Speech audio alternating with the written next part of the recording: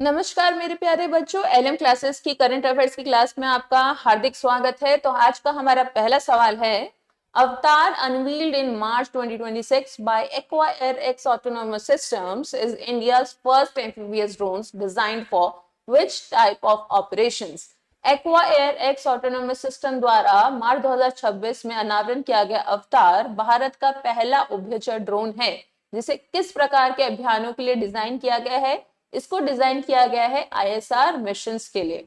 अब इस क्वेश्चन को थोड़ा गहराई से समझते हैं कि एम्फीबियंस ड्रोन्स होते क्या हैं। बेसिकली बेटा, ये ड्रोन पानी की सतह से टेक ऑफ और लैंडिंग कर सकते हैं और हवा में भी उड़ सकते हैं। तो ये पानी, जमीन और हवा तीनों जगह ऑपरेट करने के लिए बनाए गए हैं। इसको बनाया है aqua air X autonomous system ने। और क्यों बनाया है? जिससे कि हमारी जितने भी आर्म फोर्सेस हैं उनको और मदद मिल सके। अवतार आईएसआर ऑपरेशंस के लिए ही बना है, तो इससे क्या होगा, हमारी कोस्टल सिक्योरिटी और ज्यादा मजबूत होगी, समुद्री डकैती को हम रोक पाएंगे और सीमा पर गुप्त रूप से नजर भी रख पाएंगे। तो आज का हमारा दूसरा सवाल है, according to the report Trends in International Arms Transfer 2025 released by the Stockholm International Peace Research Institute in March 2026, India ranked at which position among the world's largest arms importer during 2021 to 2025? March 2026 में Stockholm International Peace Research Institute द्वारा जारी report trends in international arms transfer 2025 के अनुसार 2021 से 2025 के दौरान दुनिया के सबसे बड़े हथियार आयातकों में भारत किस स्थान पर है। तो भारत का स्थान रहा है सेकंड और पहले स्थान पे है कंट्री यूक्रेन। अब यूक्रेन का नंबर 1 पोजीशन होने का कारण ये है कि यूक्रेन और रशिया का वॉर चल रहा है, उसके वजह से यूक्रेन को बहुत सारे हथियारों को इंपोर्ट करना पड़ रहा है। अब हमारा तीसरा सवाल है, March 2026, AIMS signed a MOU with which organization to advance space medicine research in India? मार्च 2026 में अखिल भारतीय आयुर्विज्ञान संस्थान ने भारत में अंतरिक्ष चिकित्सा अनुसंधान को आगे बढ़ाने के लिए किस संगठन के साथ एक समझौता ज्ञापन पर हस्ताक्षर किए हैं? एम्स और इसरो के बीच ये एमओयू इंडियन एस्ट्रोनॉट्स की हेल्थ और सिक्योरिटी के लिए एक बहुत बड़ा कदम है।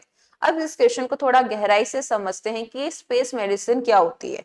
जब इंसान स्पेस में जाता है तो वहां जीरो ग्रेविटी और रेडिएशन की वजह से उसका शरीर बहुत ज्यादा कमजोर पड़ जाता है, जैसे कि हड्डियां कमजोर हो जाती हैं या मसल लॉस होने लगती है। इसी की स्टडी और इलाज को स्पेस मेडिसिन कहते हैं। इस एमओयू का एम ये है कि इंडिया के गगनयान मिशन और भविष्य के भारतीय अंतरिक्ष स्टेशन के लिए डॉक्टर्स और साइंटिस्ट को तैयार किया जाए। एम्स अब इसरो के साथ मिलकर बेटा एक ऐसे रिसर्च सेंटर बनाएगी जहां पे एस्ट्रोनॉट्स की हेल्थ मॉनिटरिंग और उनके लिए स्पेशल मेडिकल किट्स जो हैं वो डेवलप किए जाएंगे। तो अब हमारा आज का नेक्स्ट क्वेश्चन है, in March 2026, Romania officially became a member of the International Solar Alliance after depositing the instrument of ratification of its framework agreement with which Ministry of the India? मार्च 2026 में Romania Bharat के किस मंत्रालय के साथ अपने framework समझौते के अनुसंधान के उपकरण जमा करने के बाद आधिकारिक तौर पर अंतरराष्ट्रीय सौर गठबंधन का सदस्य बन गया है? इसका आंसर है मिनिस्ट्री ऑफ एक्सटर्नल अफेयर्स। अब बच्चा इस सवाल को थोड़ा समझते हैं, ये कि इंटरनेशनल सोलर अलायंस होता क्या है, ये है क्या। इंडिया और फ्रांस द्वारा शुरू किया गया यह एक इंटरनेशनल संगठन है जिसका हेडक्वार्टर गुरुग्राम में है, जो हरियाणा में है।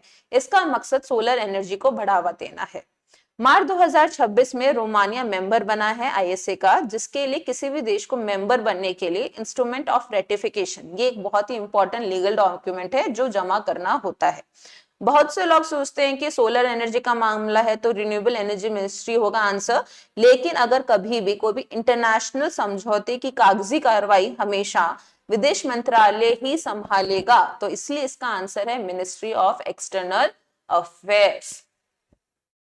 In March 2026, the ISRO signed an agreement with which organization to strengthen cooperation in Earth observation mission and support the upcoming Florence Explorer mission, यानी कि फ्लेक्स मिशन। इसका आंसर है option number C, European Space Agency. ISRO और ESA के बीच हुआ यह है agreement जो दुनिया भर में पर्यावरण और खेती की निगरानी के लिए एक बहुत बड़ी उपलब्धि मानी जा रही है। अब समझते हैं कि फ्लेक्स मिशन क्या है। इस मिशन में क्या होगा कि स्पेस से पौधों के फोटोसिंथेसिस प्रोसेस को ट्रैक किया जाएगा। इससे पता चलेगा कि दुनिया भर में पेड़ पौधे और फसलें कितनी स्वस्थ हैं। इस मिशन से जो भी डेटा मिलेगा उस डेटा से इंडियन साइंटिस्ट को ये समझने में मदद मिलेगी कि क्लाइमेट चेंज का भारत की खेती और जंगलों पर क्या असर पड़ रहा है। इससे हम फसलों की पैदावार का सटीक अनुमान लगा पाएंगे। दोनों एजेंसीज मिलकर अर्थ ऑब्जर्वेशन मिशन में भी सहयोग करेंगी ताकि मौसम और जितने भी नेचुरल डिजास्टर्स होते हैं जैसे बाढ़ या सूखा उसकी एक बेहतर भविष्यवाणी किया जा सके। अब हमारा नेक्स्ट क्वेश्चन है, the DRDO research project sanctioned in March 2026 for developing antidotes against toxic organ phosphorus compounds was awarded to which university? इसका आंसर है भारतीय विश्वविद्यालय।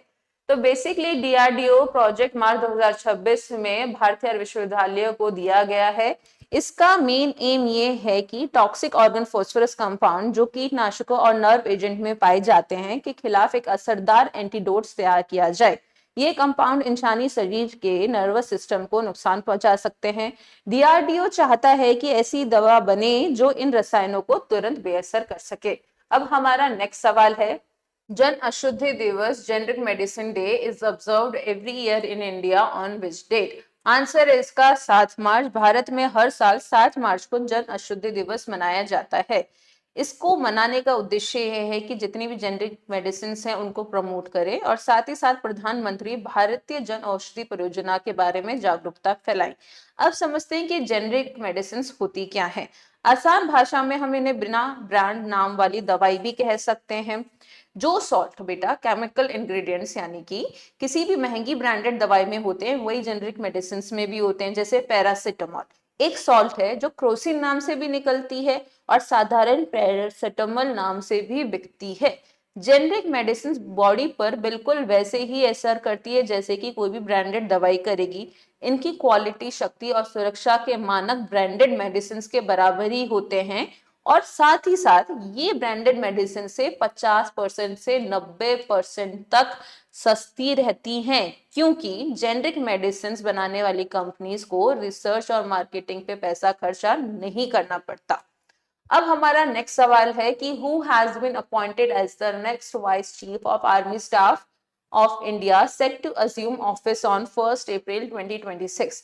इसका आंसर है लेफ्टिनेंट जनरल धीरज सेठ।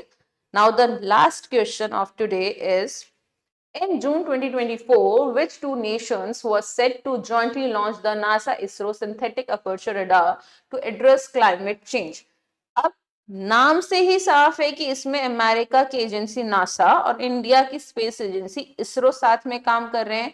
तो इसका आंसर है option number C, India and the USA. अब इसका उद्देश्य यानी कि एम क्या है? ये एक अर्थ ऑब्जर्वेशन मिशन है। इसका काम अर्थ की सरफेस में होने वाले सूक्ष्म बदलाव को मापना है।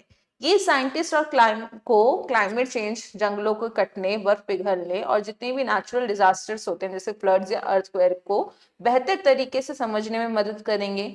ये दुनिया का पहला ऐसा रेडार मिशन है जो दो अलग अलग रेडार फ्रीक्वेंसीज जैसे कि एल बैंड और एस बैंड का इस्तेमाल करेगा जिससे कि जमीन की सटीक तस्वीरें हमको मिल सके।